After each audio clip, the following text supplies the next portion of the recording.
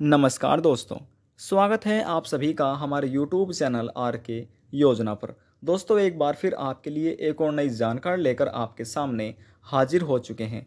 यदि दोस्तों आप एक पेंशन धारक हैं, दिव्यांग, विधवा, बुजुर्ग, तलाकशुदा, कुष्ठ अवस्था, आप कोई से भी एक पेंशन धारक हो सकते हैं। और अगर आप सरकार से पेंशन का लाभ प्राप्त कर रहे हैं, आज की यह जानकारी आपके लिए बहुत ही महत्वपूर्ण है, क्योंकि दोस्तों इस राज्य की सरकार ने यहाँ पर पेंशन में बढ़ोतरी की है। अब दोस्तों कौन सा वह राज्य है, आपके लिए जानना बहुत ही आवश्यक हो जाता है। आप यहाँ पर देख रहे हैं जो आपको अब पेंशन बढ़ाकर मिलेगी वह 1,500 रुपये से लगाकर 4,500 रुपये पेंशन आपके खाते में सरकार द्वारा ट्रांसफ़र की जाएगी। चाहे वह दोस्तों दिव्यांग हो, विधवा हो, बुजुर्ग हो, कुष्ठ अवस्था हो या फिर तलाकशुदा महिला हो, सभी को यह लाभ दिया जाएगा। साथ ही दोस्तों आपको बताएंगे जिन व्यक्तियों की पेंशन रुकी हुई है, अभी भी उनके खाते में नहीं पहुंच पा रही है, क्या कारण है उनकी पेंशन रुकने का, ये संपूर्ण जानकारी आज आप इस वीडियो में जानने वाले हैं। वीडियो को लास्ट तक देखिएगा, तभी जानकारी आप अच्छे से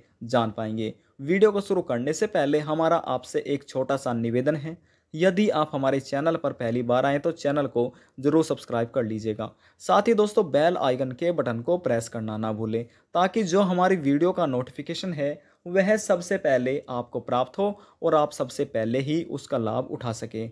चलिए दोस्तों अब हम यहाँ पर वीडियो की शुरुआत कर लेते हैं और आपको बताते हैं कि वह कौन सा राज्य है जहाँ पर यह सरकार ने पेंशन बढ़ोतरी की गई है। पेंशन योजना के अंतर्गत सरकार ने नियमों में बदलाव किए हैं। अगर आप एक पेंशन धारक हैं तो आपका जानना बहुत ही आवश्यक हो जाता है, ताकि अगर आपसे यह गलतियां हो रही है तो आप उन गलतियों को सुधरवा सके, ताकि आपकी पेंशन आना बंद ना हो जाए और आपकी पेंशन हमेशा के लिए रद्द ना की जाए। अब क्या नियम सरकार ने यहाँ पर बनाए हैं, यह जानना आपके लिए बहुत ही ज़रूरी है। इस पेंशन योजना के अंतर्गत उससे पहले आपका जानना जरूरी है कि किस राज्य में कितनी यहाँ पर पेंशन की बढ़ोतरी की गई है। दोस्तों पेंशन बढ़ोतरी राज्य कौन कौन से हैं, हम आपको यहाँ पर बता देते हैं। दोस्तों सबसे पहले हम बात करने वाले हैं उत्तर प्रदेश राज्य की। पहला दोस्तों जो राज्य है उत्तर प्रदेश। पहले इस राज्य में दोस्तों 500 रुपये पेंशन के तौर पर दिए जाते थे, लेकिन अब से दोस्तों यहाँ पर 500 रुपये इसमें और बढ़ा दिए गए हैं।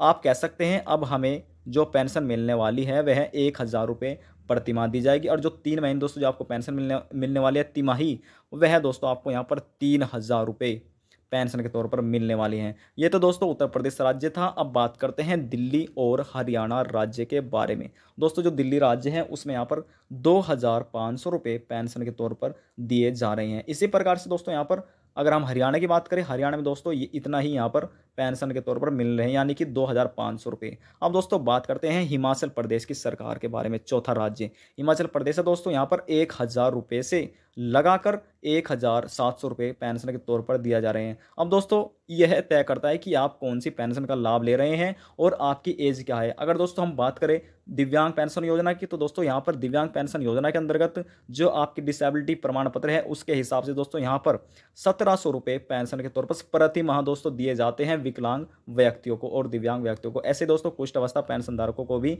यहाँ पर यह लाभ दिया जाता है। आपकी जानकारी के लिए बता दें कि यहाँ पर दोस्तों विकलांग पेंशन अलग होती है और कुष्ठ रोग से पीड़ित व्यक्तियों के लिए पेंशन अलग होती है। दोनों दोस्तों यहाँ पर निर्धारित सरकार द्वारा की गई है। अब दोस्तों यहाँ पर हम बात करते हैं उत्तराखंड राज्य के बारे में। दोस्तों इस राज्य में दोस्तों सरकार ने यहाँ पर पहले 1,200 रुपये दिए जाते थे सभी पेंशन लाभार्थियों को।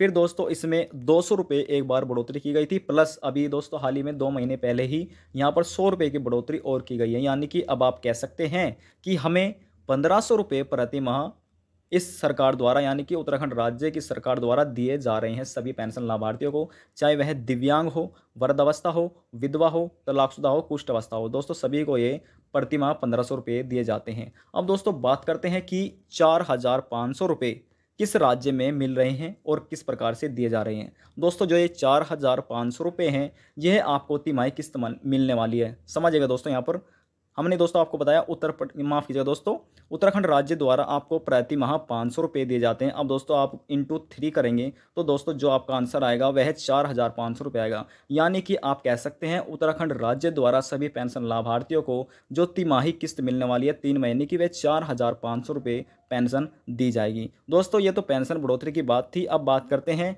कि क्या कार्य पेंशन लाभार्थियों को करना है जिनकी पेंशन अभी भी उनके खाते में नहीं आ रही है, रुकी हुई है। यह कार्य सभी पेंशन लाभार्थियों को करना है दोस्तों जिनकी पेंशन आ रही है और जिनकी पेंशन नहीं आ। सबसे पहला जो कार्य है वह आपके पेंशन का ई-केवाईसी है। ई-केवाईसी आप कैसे करा सकते हैं? ई-केवाईसी कराने के लिए आपके पास आधार कार्ड और मोबाइल नंबर होना चाहिए। अगर यह एक दूसरे से दोस्तों लिंक है, मोबाइल नंबर और आपका आधार कार्ड, तो आप स्वयं भी घर बैठे सरकार द्वारा चलाई गई ऑफिशियल वेबसाइट से यह कार्य कंप्लीट कर सकते हैं।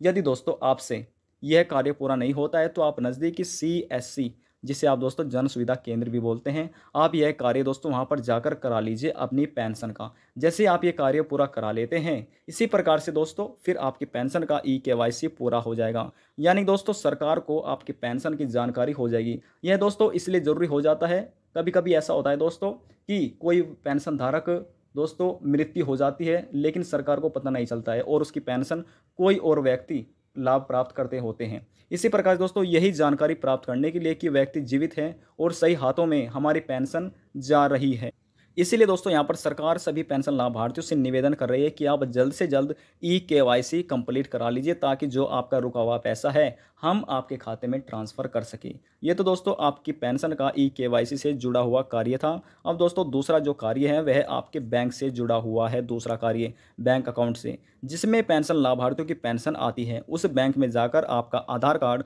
मोबाइल नंबर और पैन कार्ड यानी कि इनकी छाया प्रति ओरिजिनल नहीं देने हैं। यह महत्वपूर्ण दस्तावेज आपको इनका यहाँ पर जाकर अपने खाते में दोस्तों पेंशन बैंक खाते में आपको जमा करना है। आपका आधार कार्ड है, मोबाइल नंबर है और पैन कार्ड है। ये दोस्तों इससे यह फ़ायदा होगा कि जैसे आप ये जमा कर देते हैं और आपके बैंक खाते से लिंक हो जाते हैं तो सरकार को आपके खाते की जानकारी हो जाएगी। जैसे ही जानकारी हो जाती है तो दोस्तों फिर आपके खाते में पैसा ट्रांसफ़र कर दिया जाएगा, आपके खाते को अप्रूवल मिल जाएगा। इसी प्रकार दोस्तों आपकी पेंशन को भी अप्रूवल मिलना बहुत ही ज़रूरी है। तीसरा कार्य, जिन पेंशन लाभार्थियों को लगता है कि हमारी पेंशन में आवेदन करते समय आवेदन फार्म में गलतियां हो रही है या फिर नहीं हो रही है और वह चेक करना चाहते हैं, देखना चाहते हैं कि कहीं गलतियां तो नहीं हो रही है, तो उन पेंशन लाभार्थियों के पास सबसे पहले उनका पेंशन रजिस्ट्रेशन नंबर बहुत ही होना ज़रूरी है। उसके बाद दोस्तों आपका आधार नंबर और आपका मोबाइल नंबर, इन तीनों दस्तावेज से लाभार्थी अपनी पेंशन जानकारी प्राप्त कर सकते हैं और गलतियां चेक कर सकते हैं कि कहीं हमारी पेंशन में गलतियां तो नहीं हो रही है। अगर आपके पास यह तीनों दस्तावेज हैं तो आप अपने नज़दीकी CSC यानी कि जन सेवा केंद्र में जाकर भी उन्हें बोल दीजिए कि हमें दोस्तों चेक करना है हमारी पेंशन सही है या फिर गलत हो रही है। इसी प्रकार दोस्तों आप चेक कर सकते हैं और अगर गलतियां आप पाई जाती है आपकी पेंशन में तो आप उन्हें ठीक भी करा सकते हैं, एडिट भी करा सकते हैं, करेक्शन करा सकते हैं। जिन पेंशन लाभार्थियों की गलतियां ठीक नहीं हो पा रही है दोस्तों, कुछ गलतियां ऐसी हो जाती है कि वे ठीक नहीं हो पाती है, तो उन्हें अपनी पेंशन को दोस्तों जो उनका आवेदन फार्म है वह रद्द कराना होगा। उसके बाद आप दोबारा से अपनी पेंशन के लिए आवेदन कर दीजिए। दोस्तों यहाँ पर जैसे आप आवेदन करते हैं तो आपकी पेंशन दोस्तों आवेदन करना है, सबसे पहले तो आपको अपना जो फार्म है अगर गलती हो रही है तो आप आवेदन यानी कि रद्द करा दीजिए। उसके बाद जो आपके दस्तावेज में गलतियां पाई जाती हैं अपनी गलतियां सुधरवा लीजिए। उसके बाद दोबारा से फिर आप अपनी पेंशन के लिए आवेदन कर दीजिए। अगर आप यह कार्य कर लेते हैं फिर दोस्तों भविष्य में कभी भी आपकी पेंशन को लेते हुए कोई गलती आपकी पेंशन से जुड़ी हुई यहाँ पर नहीं होगी और भविष्य में जैसे सरकार पेंशन बढ़ाती है और आप जैसे आप बढ़ाई है इसी प्रकार से आपको लाभ प्राप्त मिलता रहेगा। यदि जानकारी को लेकर आपके मन में कोई भी सवाल है, कोई भी डाउट है तो आप नीचे कमेंट बॉक्स में जाकर हमसे पूछ सकते हैं, आपके सभी सवालों का जवाब दिया जाएगा। यदि दोस्तों आपको हमारी दी हुई जानकारी थोड़ी सी भी पसंद आई है तो वीडियो को जरूर लाइक कर दीजिएगा, क्योंकि आपके एक लाइक से हमें बहुत ज़्यादा मोटिवेट मिलता है, जिससे हम प्रेरित होते हैं आपके लिए नई नई जानकारी लाने के लिए। लास्ट में निवेदन यही करेंगे, चैनल को सब्सक्राइब और साथ ही बेल आइकन के बटन को प्रेस करना ना भूलें। अब हम आपसे मिलते हैं नेक्स्ट वीडियो में एक और नई जानकारी के साथ। जब तक के लिए जय हिंद, जय भारत।